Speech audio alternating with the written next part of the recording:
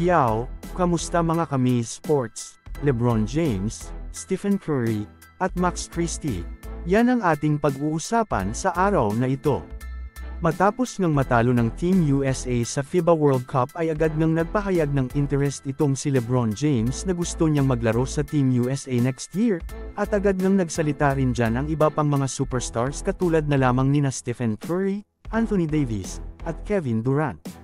Kaya naman ngayon nga ay trending ang isang video na kung saan matapos nga ang naging laban ng Warriors at Lakers sa preseason, ay makikita nga natin na nag-uusap-usap nga dito sina LeBron James, Anthony Davis, Stephen Curry, at Draymond Green, na pare-parehas ng committed na maglaro para sa Team USA next year.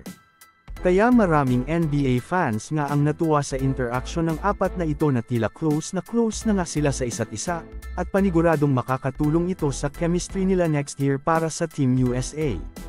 Excited na nga rin ako na makita ang apat na isa sa iisang uniform at maging magkakampi. Ano ang masasabi mo dito? Mag-comment lang. Samantala ako naman tayo sa sumunod na balita na kung saan, matapos nga ang napakagandang performance ni Max Christie sa kanyang first game sa preseason ay kaliwat ka na nga ang mga naging komento dito ng kanyang mga kakampi. Isa nga sa nagbigay ng kanyang saloobin patungkol dito ay si Anthony Davis na kung saan, ayon nga dito ay, ginagawa nga daw ni Max Christie ang lahat at may ultimate confidence nga daw ito.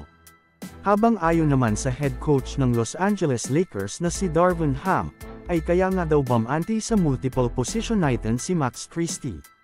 Kaya daw nitong bumante sa point guard, shooting guard, small forward, o kahit pa man daw isang power forward, kaya naman daw malaki ang maitutulong nito sa kanilang kupunan. Magandang senyales nga ito para kay Max Christie, at kung maipagpapatuloy nga nito ang kanyang magandang performances sa preseason, ay paniguradong mabibigyan ito ng mahabang playing time sa regular season.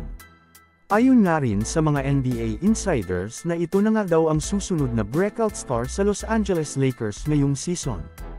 Ano ang masasabi mo dito?